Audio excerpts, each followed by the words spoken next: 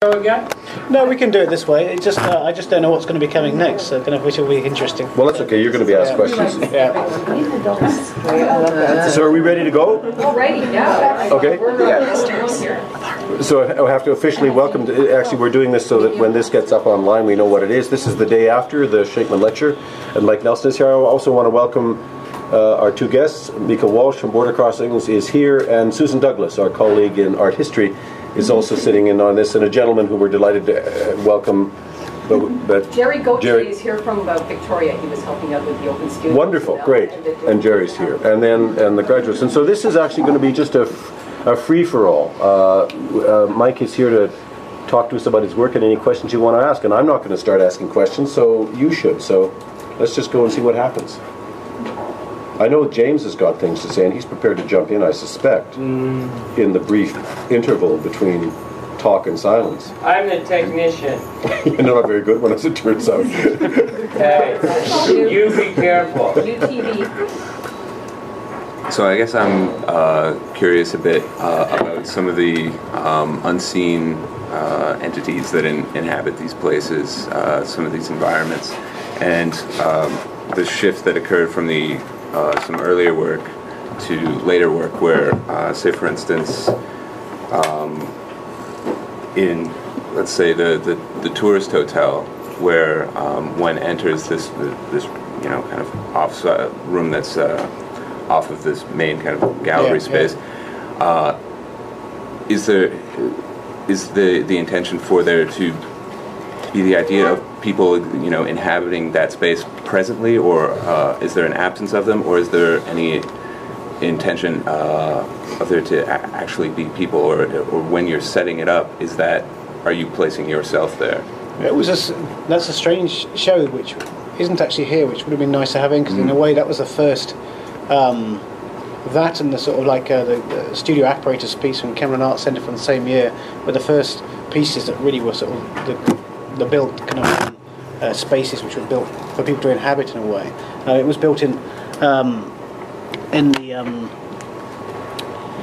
the Douglas High Gallery in Dublin, the University Gallery, which is this incredible sort of like big concrete bunker of a space, and you know.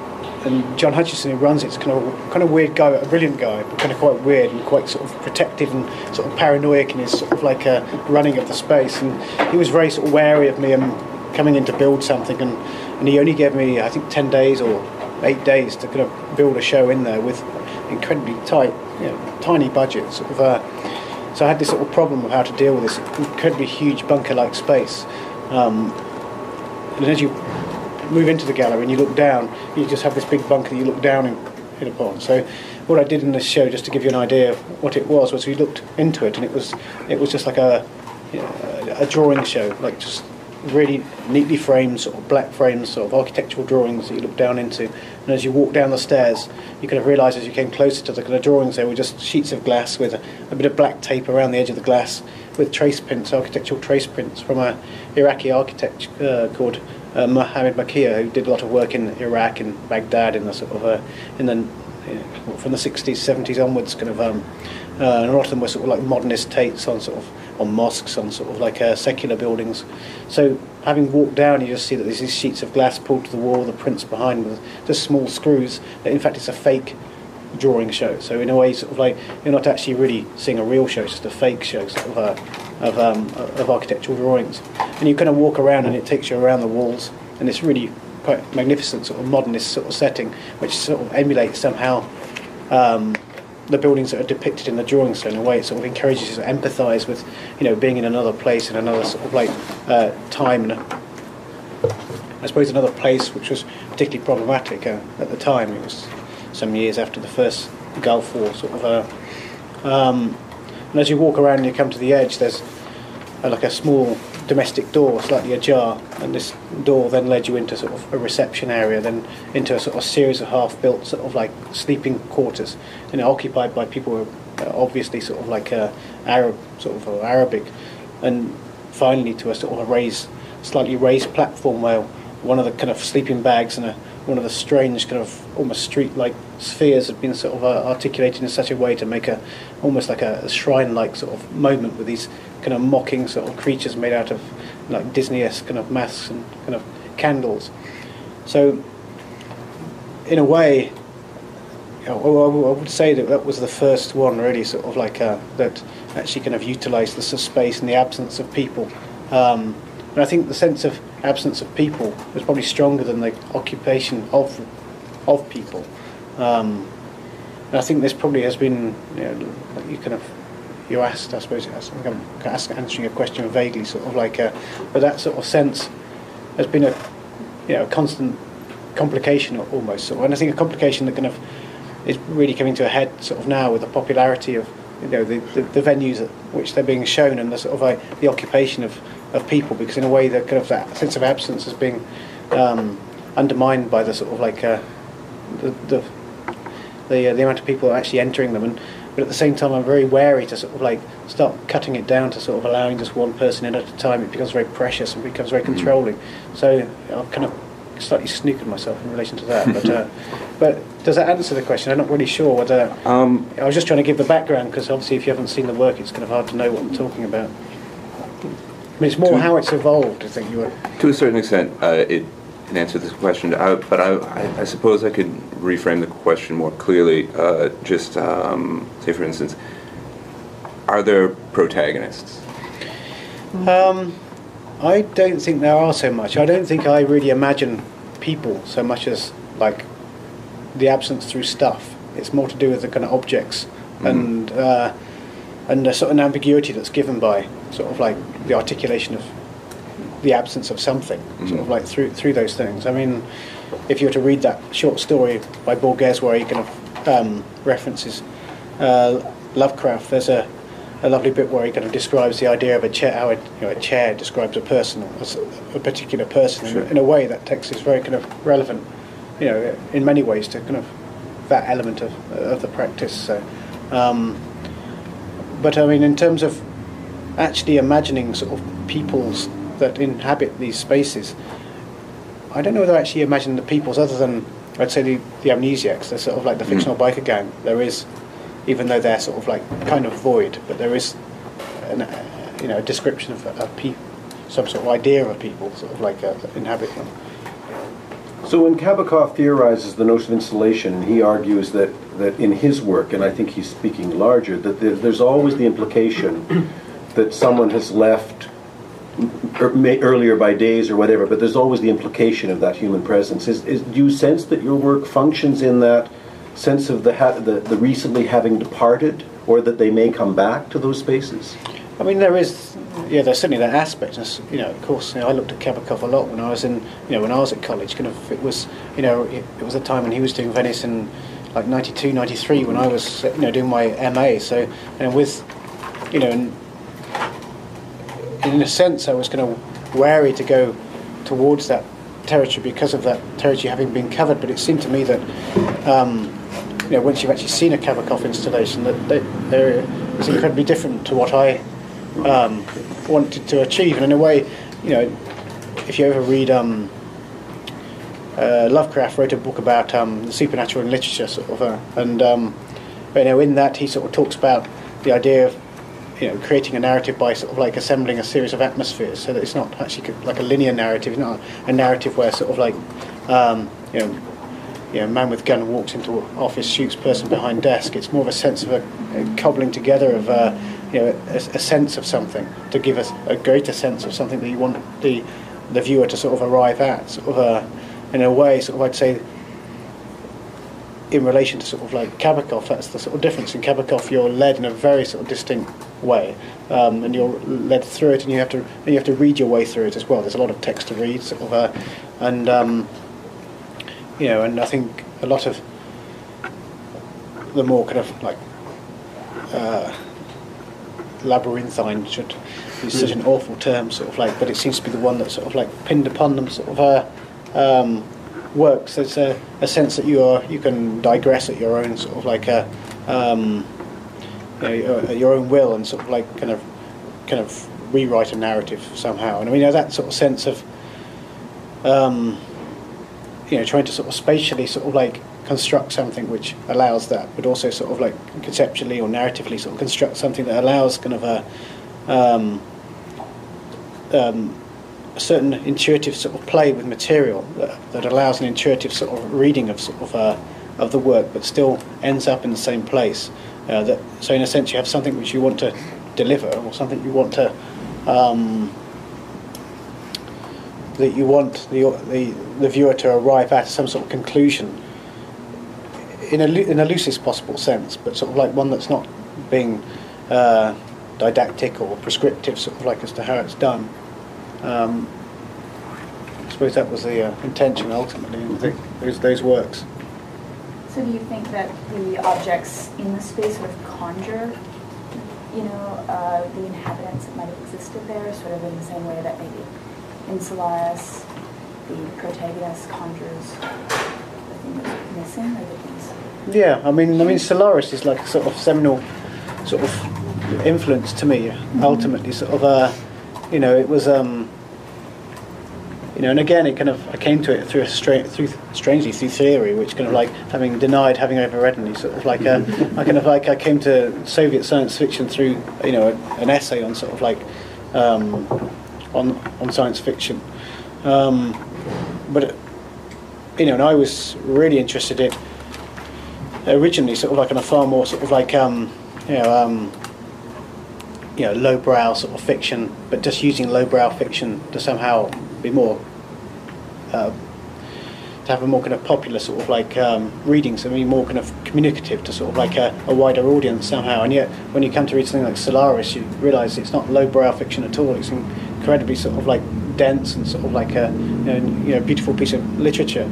And I think the time in which I first read it and then reread it was around the time of a sense of kind of personal loss in terms of a friend, a close friend dying, which when you're in your 20s is much more intense than when you get out as you're getting older. So that sense of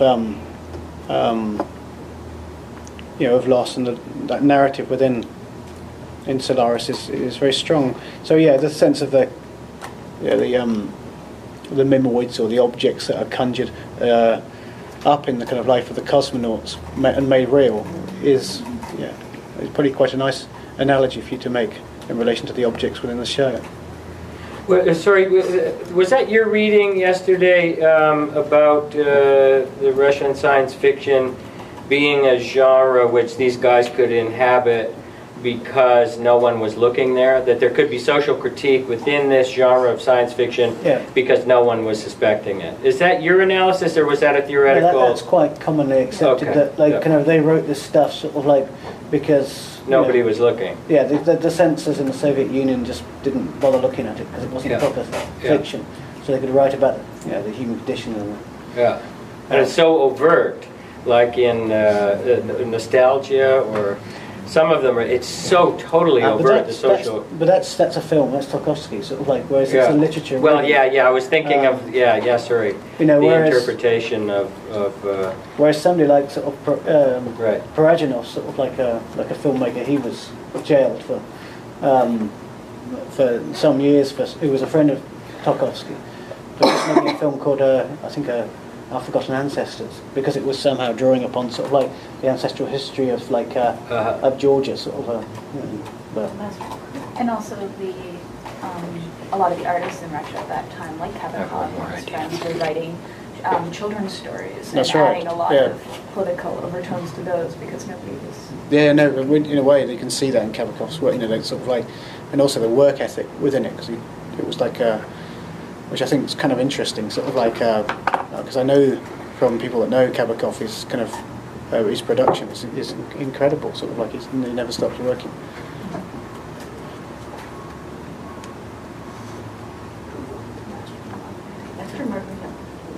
Volkov. Do you like the Tarkovsky Solaris? I didn't used to like it, but now I do. I think I kind of. I always kind of it always stuck with you. Yeah. But there was something sort of I felt slightly antagonistic towards it when I was in the 90s. I found it kind of like rather sort of like overly subjective and sort of kind of romantic. And I kind of much preferred the texts, which were much harder, and somehow it felt more rigorous somehow in a certain sort of like. I favoured them as a sort of more political kind of gesture than sort of Tarkovsky's kind of poeticism. But as I've got older, I've weakened to the point of slightly. The score of the movies. Eh? The score of the movie, the sound is. So now you watch the American version. No. George Clooney. George Clooney, you just go, oh man, he's handsome. Yeah, I actually tried to watch it on I was on a plane. I thought, well, Yeah, that's I've got an the way to option, go. and I tried to watch. I just couldn't watch it. I should have faded out on it too. It just wasn't engaging. No, it was just wrong. It was all wrong. No. I think the nice thing about Solaris too is that you always fall asleep. I always fall asleep at it at one point. And wake up like sort of in this. I remember going to see Triple Bills of Tarkovsky in the Everyman Cinema. You know, I was on the Dole in London. You know, sort of like in the early '90s. So there'd be this cinema in Hampstead, which is really the posh area, but it was a really down at heel cinema at the time. And you could go and see a triple bill of Tarkovsky with your DHSS card for sort of like about a couple of quid, so you could sit in there for like days. So Mirror, Stalker, and Solaris. Yeah, or Parajanov as well. You know, sort of like Legend of the Surround Fortress, followed by our ancestors and the colour of pomegranates, and it's just like washing over you, sort of like which was great actually. I'd love to have the time to do it now again, but also to find the cinema that would show them again. Actually, They did it actually in Toronto recently. They had double bills, or I don't know, triple bills, but they did Solaris and Stalker, and I got through Solaris and left. Yeah. And we ran into some friends that were just going to grab a bite to eat and hit Stalker. Yeah, but I like that experience so in those films where you drift into your own space. Totally, yeah. And in a way, sort of like part of the thinking in those works, and the work still is that you enter into something which you're going to once you've acknowledged that it's no longer a white gallery or the space that it was meant to be before, and you're in this kind of other kind of reality. Actually, it's quite banal. It's like you're walking through sort of like a constructed environment, and you're going to forget that you're in art, and you're just wandering around and you're taking in the details or looking at stuff, and then suddenly you're brought back up again to the fact you are in something, but then you can drift. And it's a sort of more meditative way of like looking at art, that I favoured somehow. That kind of like experience of like making things where you kind of force the viewer to sort of like step into a room and to sort of look at this thing and think, I'm looking at art, I'm thinking about, I'm trying to make sense of exactly what it is and what it's doing, sort of like, and like you're doing your homework. Yeah. Kind of it became less appealing to me somehow. So I like the idea that you went into something and you could just forget that you're looking at art, and you're just sort of like, you're just in it and you're just experiencing it, and you're almost soaking it up, like more subconsciously. And is that why you don't or when you were talking yesterday about the details and making sure there's no watch in there, or as you put it, or like that's a strange comment. I don't know. I thought that worked for me, but that idea of preserving the illusion and not breaking it, like it seems that you don't mind the idea that they at one point remember that they're in the Biennale pavilion, but you don't want them to find out in some weird detail, or is it just something that you want them to kind of drift in and out of themselves, or? Well, it's complicated with the Biennale, because obviously a lot of the people going to the Biennale know the Biennale, so they know this building. Sort of, this building is quite kind of familiar to them. So, it's I mean, it was making that was kind of difficult, because I actually had two. I'm pretty going on a tangent here, but two worries, about whether it would work or not. One was the artificiality of trying to, because you build like a sort of like a cheaply built kind of structure out of drywall and timber stud and whatever, and bits of old furniture off the street like the coral reef, and it's built out of what it would be built out of. There's no sort of pretense, there's no artificiality to it, really. It is what it is. Yeah. It's the construction and the orientation is strange, but sort of actually the materiality of it is kind of you would accept. Whereas to build something which is like a 17th century caravanserai that's been rebuilt and rebuilt into and demolished over sort of like several centuries in the middle of Istanbul, is kind of a different thing, And trying to make something that actually would convince us that, I was a little sceptical of, to be quite honest. So that, and also the sort of like, obviously the kind of exotic thing, the idea of like a British artist in the British Pavilion, which is the most sort of like, sort of position in the most obvious position of power within the sort of Giardini, sort of like rebuilding part of kind of Istanbul was also kind of awkward, sort of like possibly. So these were the two aspects that I was worried about as I was building it, and there were certain sort of get out clauses I was trying to build into it, like a sort of which always felt like they could have worked. That sort of sense of, to come back to your question, making it you aware that sort of like that what you were working in was a fabrication, was a sort of like because often in some of the works there's aspects of it that are unbuilt that you might come across kind of and there's certain ways that you could play sort of game with that, which can become a kind of tricksy thing, which I wasn't that keen on, but actually in terms of the build in Venice it seemed to be working pretty so I went with that. You read about it being in a position of power because you walk in, like the walkway to enter into the Giardini, you see the British Pavilion, and it's set up on a hill, and it's quite. Yeah, and then and America's right next door. Right, America's next door. Germany. Yeah, Germany and France. The big guys, right? Yeah. But I did like it. Negotiating when you're inside. Sure, you're at the Biennale and you're with kind of a crowd, but you really have a hard time reconciling yourself to the fact that you are at the Biennale. I have to say that even knowing where north or south was at certain points, orienting yourself is difficult. And I appreciated the fact that it was an immersive viewing environment, that you really did have to sometimes work at it, sometimes renegotiate with yourself where you were, because it was claustrophobic, trying to, Also, you were in another city. Absolutely. Within the same city. And I think that you're right about the anachronisms. Anachronisms in that kind of installation shout, like they become amplified somehow, and I can understand completely why you wouldn't. And is he actually kind of, because I didn't want it to feel like a real hokey, fake, sort of like a sort of set, which it actually didn't, I don't think. Sort of when like you get to the courtyard, it kind of hits you. It's like when the light hits you, it just rips you out, but you're still in the construction. The only thing that you can see is the sky, and it's the only thing you're just in the central gallery, sort of like. But there's also a couple of industrial fans that are part of that courtyard, and they're making the sounds of not a new fan. They're making those whacked out old. But you were there at the beginning, yeah? Yeah, it's very auditory. Because one of them broke. It runs through the whole thing that there is this soundtrack. No, it was nice. It needed that just to take the edge off it. Sort of, in the coral reef, it was the sort of sound of white noise in the televisions.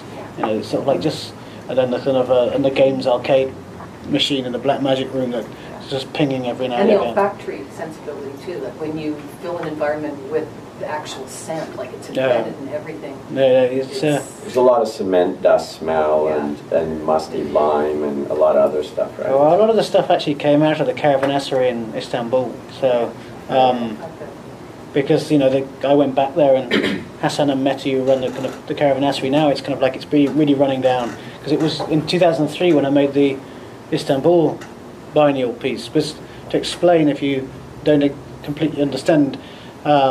The Istanbul biennial piece I made in 2003 was built into an existing building, an old caravanserai that's completely crumbling down in sort of the Eminönü sort of like district of Istanbul. And I knew Istanbul from the late 80s when I was travelling there in early 90s, when I was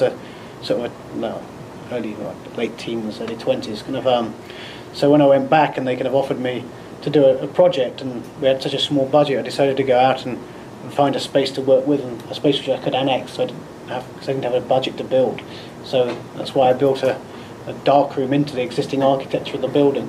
So when I came to make the Venice piece, I was thinking in regards to Venice and a dark room piece, and somehow how that would kind of work. But what a really shit idea it would be to photograph Venice, because it's just like But then the possibility of using that to sort of like transfer you to another city, and which city would have a relationship kind of visually and historically that would make sense in relation to Venice, and of course Istanbul is like the twin Byzantine capitals, and but then again, like Venice, I kind of, so many of the sort of the pavilions to me seem like trade fairs. It's just like people go in, they build these big things, they're completely unrelated to the artists, to their lives, they're sort of both professionally or personally. So it's something I wanted to somehow kind of sort of complicate. So the idea of the Biennale and my a commentary almost on my lineage through the Biennales, through the kind of period of time from I was in Venice in 2001, and then through Sao Paulo and Sydney and Istanbul and Singapore, all these Biennales. So to rebuild to start a work in Venice that rebuilt a biennale from the east and the west. And that idea of the shift of power that's going to be going on, sort of like eastwards, sort of like within the art world, but also one which is sort of like underpinned and underwritten my sort of like advance kind of like as an artist as well. But there's a sort of slight weariness to that as well to some degree, kind of like, and one that I'm thankful for, but also sort of like you can see the machinations of it somehow. So when I came to make the Venice piece, all I had left from Istanbul was the negatives of the photographs that I took from the darkroom originally that documented the caravanserai. And the reason I'd come to the caravanserai partly was because of its similarity as a sort of trade, a workshop, a grouping of sort of like different communities and peoples, kind of within it, because the caravanserai is like 80 rooms of different sort of artisans and sort of tradesmen sort of, and you're touching on another world when you get into Istanbul or into Aleppo or Damascus, because you realise that there's all these. I mean, we're going back now, sort of like a few years, but all these tradespeople are coming from Iran, from sort of like Central Asia, sort of like, so there's all these different peoples working in there, making these things.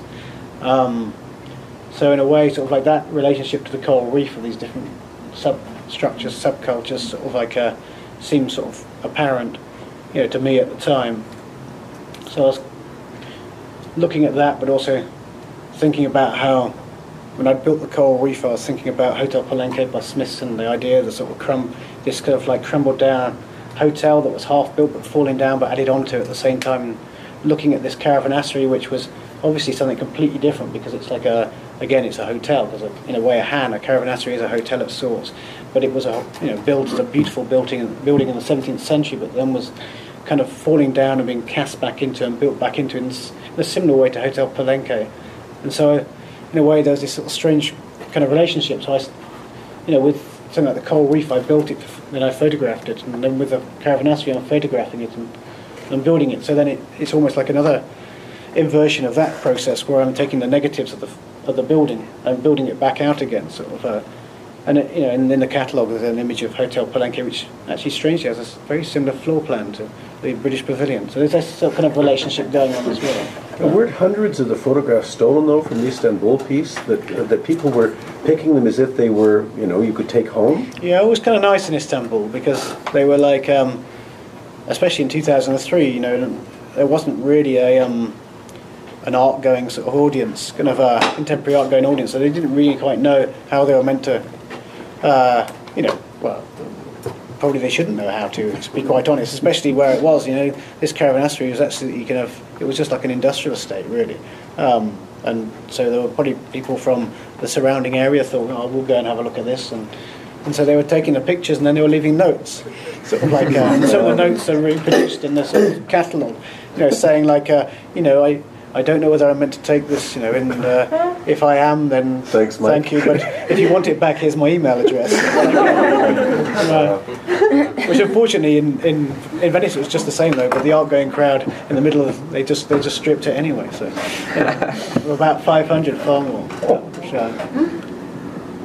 One quick thing: were you being generous to our colleague from the theatre department last night? Because I know that you've resisted direct analogies to the notion of theatre set design, and it has something to do with this notion of authenticity and how much we can commit to the fiction of not being a constructed art thing but being in something else. Because set design, if anybody knows anything about theatre, when you get close to it you realize how tawdry and not very interesting it is, and my sense is you're not interested in any way in any discrepancy between the kind of tonal quality of one thing as to another. They all have to be operating at the same level. I think, I suppose my generosity would only be in the fact that sort of like, I think, I think it might influence certain theatre makers, like certain installation artists, sort of like, which is what my experience is. Punchdrunk wanted me to do a project with them, but the idea of people jumping out in masks in the middle of one of my shows is just like the last thing I would want. Sort of like so. Your courtyard could be like West Side Story. You got some 10 minutes. Yeah. No. It's sort of like I'm interested in the fabric of it. I mean, I think this is a problem with the work sometimes, in that certain people have they have a certain reading of it. They want to see it as like some sort of agitprop or just like some environment which moves them around, you know, and it's just about the movement or whatever. And you know, that's the work. That's the image. In fact, I referred to when you look across the top of the first Venice piece, and you can hear the doors slamming below you, sort of like, which was kind of a nice moment, sort of like, and in a way, that's the one moment I could think of it in terms of a, you know, some sort of like 60s experimental theatre somehow. It kind of had that sort of like sense to it, but ultimately it's yeah, it's to do with looking. Yeah, so yeah, maybe I was being a little generous, but you know, I'd be very pleased to have some influence over. You know, I'm very flattered. You know, to sort of like, you know, in terms of Punch Drunk even asking me, I'm kind of flattered. I was kind of like pleased in relation to them that they actually would acknowledge that I would have some influence upon them. You know, I think that's really open and good. It's like, you know, all too often kind of artists don't acknowledge kind of like the influence of other artists or other medium upon them. Sort of, you know, like we were talking in the car, like the chicken coop pieces were in direct reference to Paul Tex. Sort of, you know, they were made with the knowledge of Paul Tex's work, sort of, and my, you know, acknowledgement of that influence upon me ultimately. The piece with the cement mixer, I wanted to ask the question, when you worked in the trades, did you work with plasters and cements? And Yeah. because in the Courtyard, I was kind of impressed with the Mediterranean styles of the cement that was used. It was very, like, the Courtyard was the most obvious when now you're in a courtyard looking at exteriors that are obviously now props of, you know, of a larger reading. So those are the closest you'd think to like obvious scale surface things that would be like theater treatments or prop treatments. But what made it to me more authentic in a material sense was to see all the different cement styles which can't be faked. They have to, you've mixed the cement right and you're applying it with the speed that real people apply it, or you don't. It looks like, you know, when people are trying to fake snow with like whatever, it doesn't work. You know, it's like the low budget reed comes out of all these little details, right? Those details were the cement work was very articulate. Well, we got the Moldavans did the cement work, but I get them to mix different mixes and then do different sections and different mixes, kind of like, you know, sticking an aggregate in some of it so it's scraped across, and then like, you know, mixing a bit stronger in others so that it give a different colour. So it looked like it had been done at different times.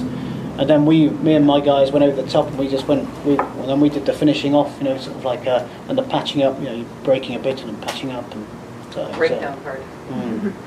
So it's quite a nice, you know, the interiors were all plastered with the type of plaster that we use in Britain that I don't think really exists anywhere else. It was invented to build up Victorian walls when the Latin plaster fell down, and it's called a bonding coat. And it's actually just different. It's just a basic coat to build up thicknesses before you put a finish on it. But I got them to use that as a finish coat, and that always gives like a really rough feel. You can't really get it perfect, so it always gives a sort of sense that something has been done some time ago and then it's degraded slightly. There's always problems. It's got polystyrene in actually. It bulks out, but if you work it long enough, it comes up to the top like a finish coat, and then you can just about use it. It's awkward though, so I bought 2 pallets of that, sort of like from Britain, because they had like the taking plaster to Italy was a bit like what are you doing? Cold to Newcastle. The old cold to Newcastle. But all their stuff, you know, sort of like, you know, they showed me their stuff, and I said, you know, because it just looked too even. It just gave an even sort of coat over the whole thing, and it just looked completely wrong. But actually, their lime render was nice. So I used their lime. It came around liquid form, and we mixed, and all the wall surfaces were painted with lime, and then we'd mix it with cement dust to give it a slightly, you know, to tone it down or up, sort of like. And it was definitely closer to Istanbul style than a Venice style. Like Venice plaster is a real serious. It's almost Rococo in their style, right? Yeah, no, this was well, it was, you know, it was resonant of the building it was referring to. So, the slide that's going to come up next, the raft. When did you do this? Simon Starling's an artist that you know. In fact, I think he's a friend, isn't he? He's a very good friend. Yeah. So this is from '94. So this is a very old. So this is this. He's using you then later on when he Yeah. I'm trying to think of the raft he did. Sort of like Yeah, he did the raft, of course, with the sort of like, we know. Yeah, there you go. Well, just want to get it straight. Just art history. We got art. Susan's got it. We go back and forth a lot, but there's like I say, there's kind of there's artists you look at, and there's artists that have done things that are very similar to mine which I really don't like, because I feel it's disingenuous and I feel it's kind of like not part of a discourse, and I just feel like it's just. In fact, it's an interesting topic. I had a bad time in the late '90s. Where I showed that I did a tutorial with an artist, sort of like and it was the first tutorial I'd ever done at Goldsmiths, and they do these long tutorials, and I actually did like a 3-hour tutorial with this guy, and I took a load of slides of my work, sort of like because I thought, well, he doesn't really know what I do. He's only ever seen this. In fact, he'd only seen this work. That was the only one that had been in London at the time, and I'd just done the show in Bucharest, the sort of educational exhibition for dogs, and I took that and showed him all of that, and generally he lifted the lot, sort of like, Oh, really? I was even at a show once where he actually sort of made the Twisted Wire universes as a sort of, it was like written out with my mouth almost, sort of like, because nobody ever saw that show in Bucharest. So, He got a dog who was that keen on geometrics. That's where did he bring him in from Bucharest? No, but it was a bit of a lesson, sort of like, in a way. The aesthetic that the kind of like this formal aesthetic of the work in the sort of like late '90s, mid-late '90s, I kind of avoided because of it, and that's partly what pushed me into the sort of coral reef and working in that way, sort of, because a lot of this work, the work that this guy made, it was sold to Saatchi, and he did pretty well out of it, sort of, but it was a bit of a bleak moment, sort of like, so, but you can't do much about it. It's just like it's a currency that goes about, and sort of like. You just have to sort of like sort of swallow it and move on. And I moved on to different stuff. So, but it's nice now because it kind of you get it out now, and so. And it didn't live for long, the other guy. So it didn't last for very long. But it's an interesting topic, So I think again, I like if I make reference to other artists, I like it to be clear and to be transparent that you are making a reference to an artist. Like say this kind of Barker Ranch piece from Amsterdam. Obviously the reference to the Tapnitz Tower, but this was made in '96, and the raft piece was made in '94. And later on, I was in Rotterdam, actually helping my partner do a show in Rotterdam, and I came across a catalogue of Paul Tech, which I'd never heard of Paul Tech. Sort of like he wasn't really a known name at the time, and I was kind of flicking through. We were just talking with James on the way, and I was flicking through these images, and I was like, my God, there's Uncle Tom's Cabin, the Tapnitz Tower piece, and then there was a raft piece with the sort of like the Tower of Babel on the top, sort of like, and I was like looking at it going, fuck, sort of like, and like sometimes you look at somebody's work and it's kind of similar, and maybe you go think, oh shit, kind of. But sometimes you look at somebody's work and you just think, you feel kind of somehow kind of it's a really good experience. And this was a really like this is incredible, like light-minded sort of like soul you feel. And I felt that, and looking at the Paul Tech work, and then when I was making the Amnesiac stuff after Erland's death, sort of like and thinking a lot about Paul Tech, sort of like that's why I use the chicken coop sort of structures in reference to the artist co-op sort of like the work sort of but consciously, but also I kind of like these empty vessels, these empty living sort of spaces somehow that the Amnesiac should occupy. So that whole kind of thing of coming back to Simon, is I like that relationship. That, we go back and forth. We have like and there's quite a few artists like that. I all have a relationship with kind of contemporaries, but Simon in particular. And I think there's a preciseness to Simon that I'm always rather sort of jealous of, and I think there's a sort of like a lack of precision in me that he's rather jealous of. A lack of precision in you? Not a lack, but that's probably the wrong way to term it. But there's a sort of like there's a more kind of a slightly more. I don't know how to use the word without it sounding ridiculous. Sort of like, what's the right word? There's a sort of there's probably more feeling in what I do. There's more empathy. There's more kind of like, it's not as dry as Simon. Sort of Simon's drier. So You know, whereas we share similar kind of ideas and sometimes even methodologies, like the kind of referencing the sort of like the alchemy of material to other things, kind of or kind of reference points to other things.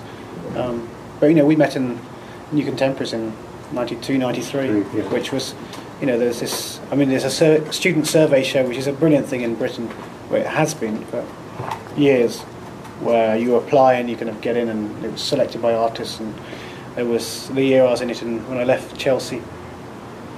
In 92, 93, I mean, it was like me and Simon Starling, Gillian Waring, Jackie Irvine, Chris Afili, Jane and Louise Wilson, Marcus Coates. I mean, the list is endless. I'd say 20 out of the 26 are all like out there, still making stuff on, you know, on an international level still. So it was an incredible experience for me. I mean, it just made a peer group in a way, which I think is kind of important. And it's something I always stress. You know, when I say, you know, friends or younger artists, sort of like, or if I'm teaching, sort of like that, you know, ultimately that's really, to keep that peer group and keep that relationship is quite, you know, an essential thing, you know. And I was lamenting on the way here that, you know, as you get older, you start to lose them a bit, you know, you have to try and force yourself to sort of like meet up every now and again, because, you know, you go through college and then you're going out drinking, you're talking about kind of like art, you know, whatever. But as the kind of your lives separate, you know, geographically and sort of like professionally, I suppose it kind of becomes more difficult. So you have to try and keep it up, well, to some degree. Hence why I still go to the Rijks Academy to get paid to talk to interesting artists. Then, because otherwise you stop talking. What was when you mentioned the Glasgow scene as opposed to London that you were interested in one point? What can you amplify on that? What period was that? The Transmission group in the early 90s. Yeah. Well, Transmission again was like when I did the show in Transmission '94 was Simon Starling and Martin Boyce, and the first show I did when I left. When I left college in '94 was an old bank in Leeds, which was with Roddy Buchanan, Martin Boyce, Ross Sinclair. Yeah, Ross. You know, Ross is you know, a really good old friend as well. You know, Had him here. Yeah, he's great. Sort of like, and then Roddy, we keep in touch with Roddy. Yeah, Roddy. You know, I'm English, so we're never going to get on that well. No, he hates the English. But I presume when you're in Glasgow, you're a Celtic supporter. I'm just going to presume that. Of course, yeah. You've got a green jacket, so things are good. Yeah, no, you can't be a Rangers supporter. Just so you know that this lab is Celtic and blood, so get your gang affiliations down. No, but my other, my friend Erland who died, his other best friend was this guy called David Wilkinson, who's one of Roddy's old best friends as well. Sort of like, and he was the only Englishman that Roddy really liked. Sort of like, and I was his friend, so I was always kind of okay. I'm just around him, sort of like, but with Glasgow, sort of, so I'd met Simon on the New Contemporaries, and I'd met Martin in the show in Leeds, and I got very well with Martin, sort of like as well. And they brought me up to do a show in Transmission, the charity shop piece, which is somewhere. And I went up there, and you know, in London it was kind of weird because, you know, obviously it's so big, and so big the art scene, it's incredibly sort of like you know, fractured and cliquey. You know, I think I've only ever been in the same room with, say, Damien Hirst once in my life. I've never met him. Or Tracy, I don't know. There's that many like roving art circles that are fairly insular. Yeah, I just remember being opening a City Racing once when I was in the same pub, and that's it. So, you know, but you go to Glasgow and like everybody's in there. You know, everybody from the first year students through to sort of like, you know, of the time, you know, sort of like Douglas and Christine and sort of like Simon, Martin, you know, who were that sort of generation, and you know, and everybody talks to everybody else. It's just like an open, very open, and very sort of generous somehow. And then, you know, they'd bring in Dan Graham to do a shirt transmission or something, and he'd be in the pub as well. So it was like kind of. And Tramway was pretty. Yeah, with Charles. Yeah, sort of. Yeah, I did a show at Tramway in 2000, sort of like which isn't on here either, but kind of which was a nightclub, which was kind of nice. Sort of like and then, you know, because everybody was like built this old nightclub. You came in through the back door and through the changing rooms, and then it was a nice piece actually. Sort of like. And everybody was sitting there smoking at the bar, the nightclub. Was there music? No, just dead. Sort of. But you touched on the relationship between looking in your work. Can you elaborate on that? Yeah, I think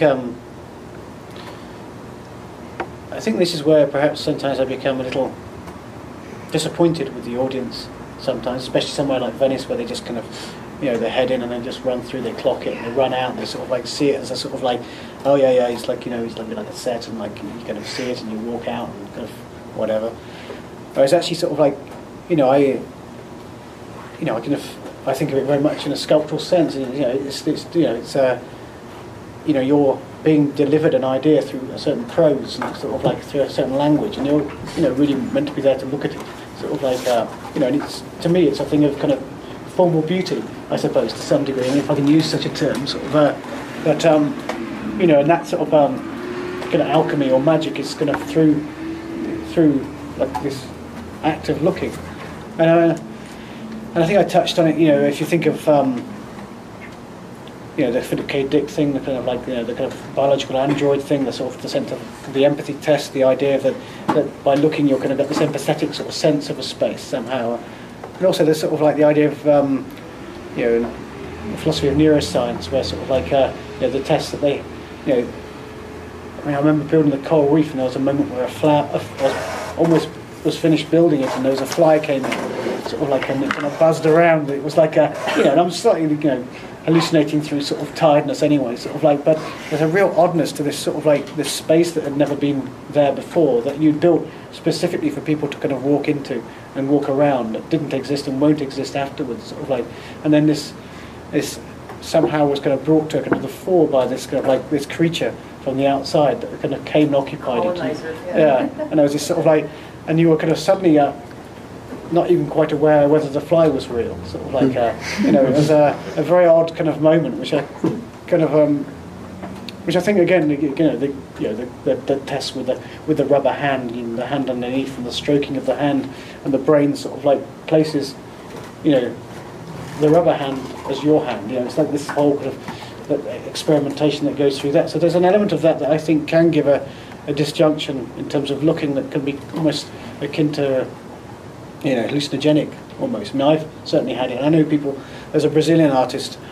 I don't know his name, but I think he's quite well known, that came to me after Venice, which was very nice, and like gave me this kind of reading where he said, I kind of walked into it and I thought, okay, another set build piece, whatever, sort of like I've seen when he first walked in the first thing, and then he said there was a strange thing kind of happened to him where sort of like it was, he kind of span out a bit in it, sort of like, which was kind of, which actually in relation to sort of like what you're trying to talk about and to articulate, whether it be social or political or a sort of fictional sort of sense, sort of like that experience kind of reality within relation to that is kind of quite a good thing to happen.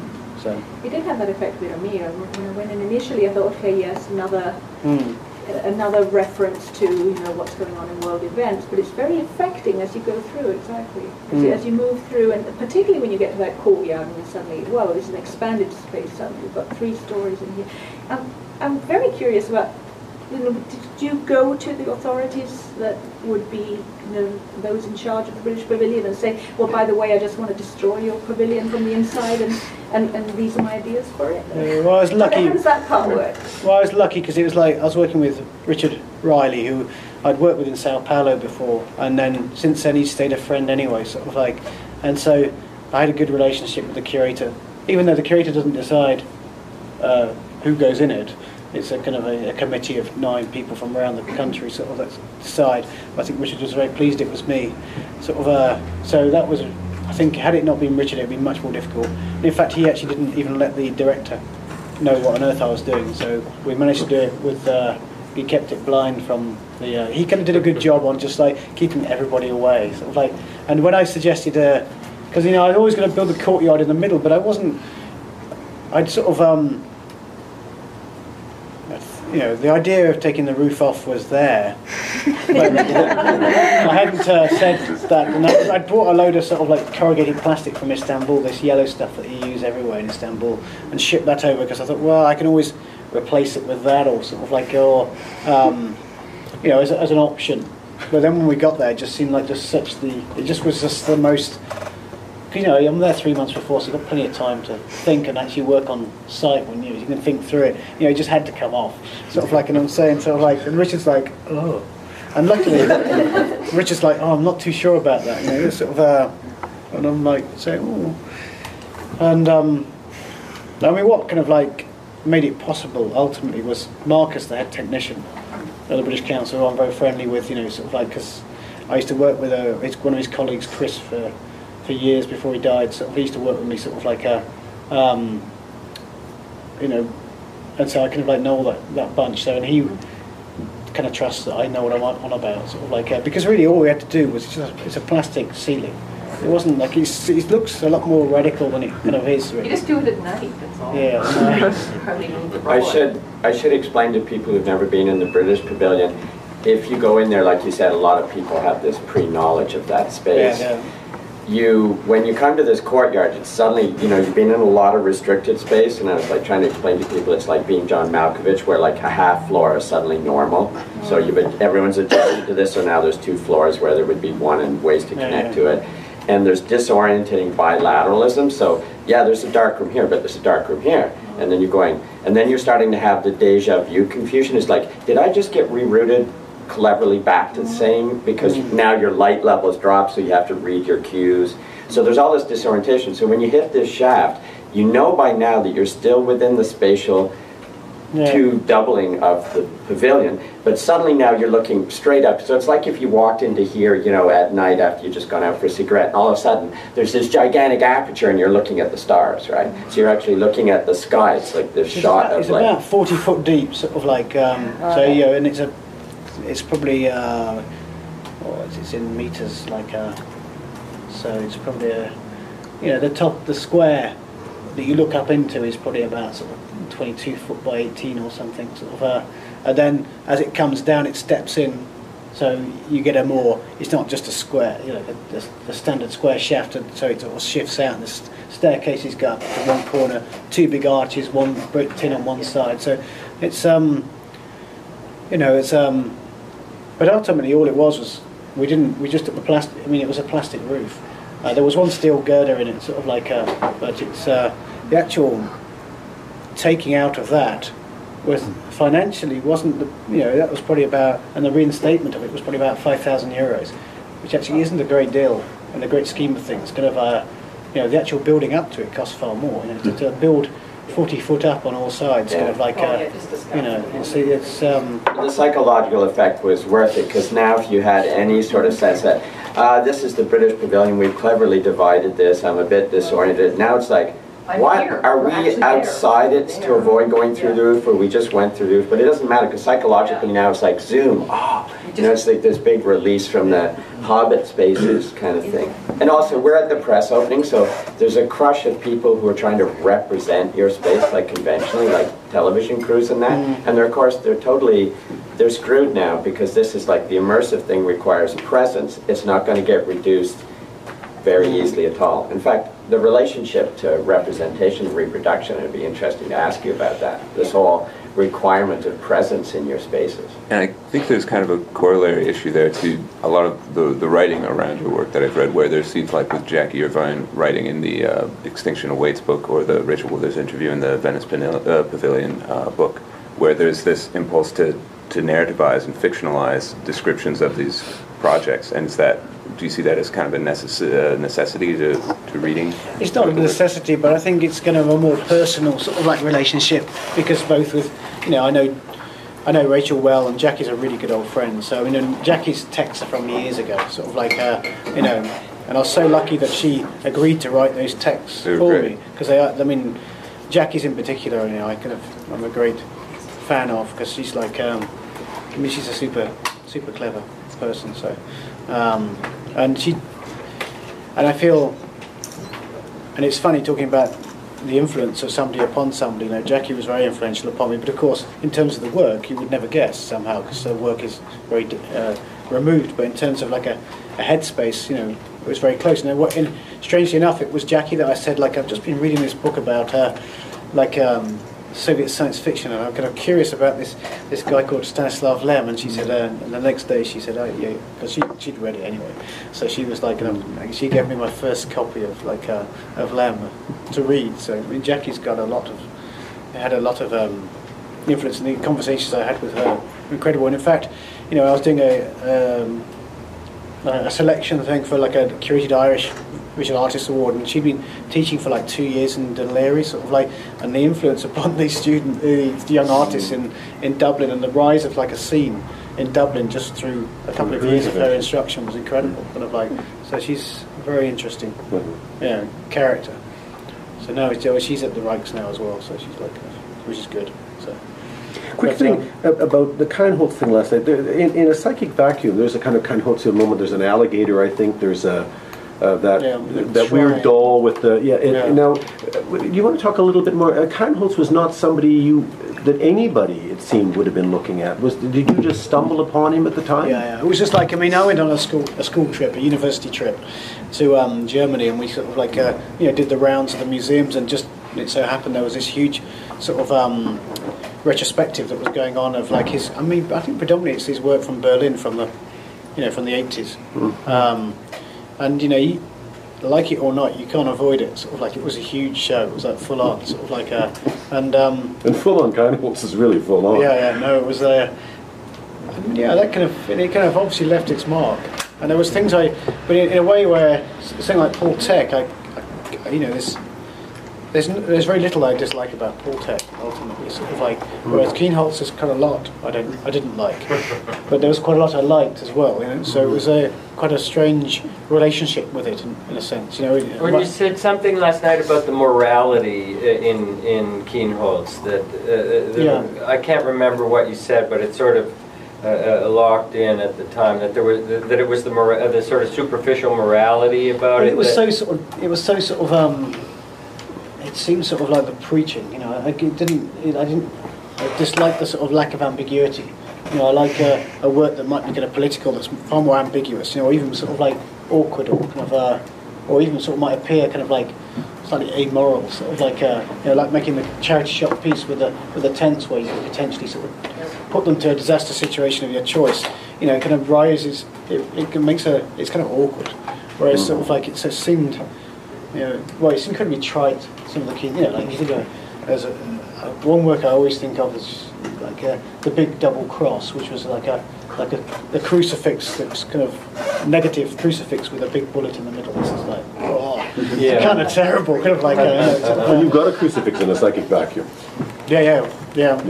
But I mean, it's a very different thing. It's working in a very, I think anyway, maybe. But it's a bit more. I mean, like the psychic vacuum. This is a psychic vacuum here. Prefer a cannon hole? A cannonball. A cannonball in it? Yeah. Can I ask you about the lighting? At what point do you think about lighting? Is it? Well, practically, it's kind of something that comes after after the build. But of course, you're buying light fittings. You're sort of like you can see in the notebooks I'll be working out sort of like which light fitting is going to go where. Sort of. But psychologically, it has this like effect, and is that part of the? Does that come? Yeah, but it's intuitive in a sense. Okay. I mean, there's a sort of like I think, again, sort of like the word intuitive was the kind of like was the word not to use. Sort of like when I was at college, kind of. It still is. It was like if you want to get laughed out of class, say intuitive. Sort of like, but I kind of use the word sort of like in an informed, I hope, sort of manner, because exactly, informed intuition. That's about the right. Well, in the Venice piece, what about when people are first entering? There's the room where there's a chandelier, and then there's the pieces of the chandelier for people to look at as like a sort of here's the CSI evidence of chandelier decline or something. Well, Plus, in Venice, a chandelier quote is just like, that's hilarious. Yeah, but it's straight out of Istanbul. I know, it's like, but then Istanbul, Venice, they've always had a thing, right? All that stuff actually, I mean, those two chandeliers came from Istanbul, and then the actual kind of crystals, kind of like the glass bits came from the actual caravanserai, from like an old shop that had just been shut up, and they just were chucking it all out, so. But I kind of like to think of that it was a bit of a sort of like Atlantis sort of like Smithson reference going on there, sort of like, in my own mind, sort of like. But what was I? But the intuition thing, the idea of using the word intuition, I think, I kind of like the idea of trying to kind of get an idea of what you want to achieve, like some sort of say with the first Venice piece, called The Deliverance of the Patients. I was reading a lot about poet utopias. I was reading about sort of like there's a book called The Many-Headed Hydra, about the sort of the shipping sort of like the shipping system of the sort of 17th century, sort of like in the idea of that, of the birth of capitalism, like reading the kind of the forward to sort of City of the Red Knights, where Burroughs talks about the doomed sort of libertation sort of like colony of Libertatia, sort of on Madagascar, of Captain Mission. And then Temporary Autonomous Zone by Hakim Bey, this idea of poet utopias as well. So there's this sort of like idea of this sort of like trying to make a kind of a parallel of society sort of like in the 17th century at the beginning of capitalism to the point at which we were sort of existing at that point of time, sort of like by making a reference to the shipping sort of like systems to the west out to Bermuda, which gave the title to the work, which were Deliverance and Patience, which were descriptive of two ships that were sent out years ago to rescue, in inverted commas, kind of the wreck of the Sea Venture that was taking kind of colonists out to Virginia. I mean, this is kind of all bound up with sort of like The Tempest as well, because Shakespeare was writing The Tempest whilst actually being an investor in the Virginia Shipping Company, sort of, and like actually sort of trying to sort of describe it as an island of the devils, which was kind of actually the opposite, and the colonies being this great place where people were going to have this great life afterwards.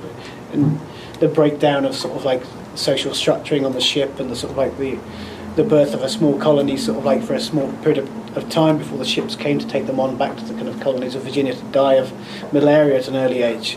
So in a way, sort of like there was this whole sort of idea, this plot kind of coming out, this idea of the other from the third world coming up through kind of Italy, sort of like, and the fact that these are still the slaves. Which is 17th century science fiction, is all this discovery of the new world. Like where we are, the Jesuit relations were the first contacts here in the 17th century, and that writing was to France the same as Martian lander descriptions of it pretty well is. It was really well written too.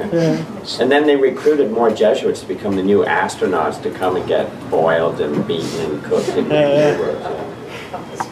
So so I have all this in my mind, sort of like in terms of a work like that, and then I have like this stuff that I'm collecting, and I'm drawing these sort of spatial configurations, kind of like for the thing, and so then I've got this conceptual or narrative framework I want to work within, which is actually wants to talk about a certain situation in the society that I sort of see it at this present moment, sort of, and spatially and structurally I'm trying to orientate it to kind of articulate that, and then I just turn up and I've got all this stuff, and then they're not going to have some fun with it, sort of like in a way, and that's kind of intuitive, because then there's sort of things about light, there's about space, about the prose. If you talk about it as a sort of narrative, as a chapter structure, and you talk about a sort of actually then delivering it as a poetic thing, sort of, and that's I don't think the best poetics come out of being sort of like really super conscious of what you're doing all the time. I think there's if you're sort of like in the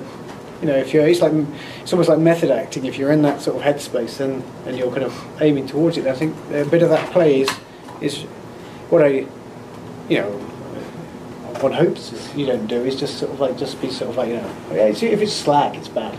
But if you kind of like to allow that bit of play within a tight structure, I think it's good. Sort of that's kind of art. I thought you were going to say in the zone, and you mentioned Burroughs before. Do you think of the rooms ever as being Burroughs interzones? Especially the earlier works, it was very much that kind of jump cut sort of interzone sort of thing was kind of very much a reference and a structural reference in a way. Sort of, and again with Burroughs, when you read Burroughs, I mean, you just lose track of the narrative so often, and it's, and it is a bit like Tarkovsky sometimes. Sometimes you're sort of like, you drift off, and you're just sort of, you're kind of you're hardly there, you're almost subconsciously there reading, which is quite an odd way to read, which I think... Pinching.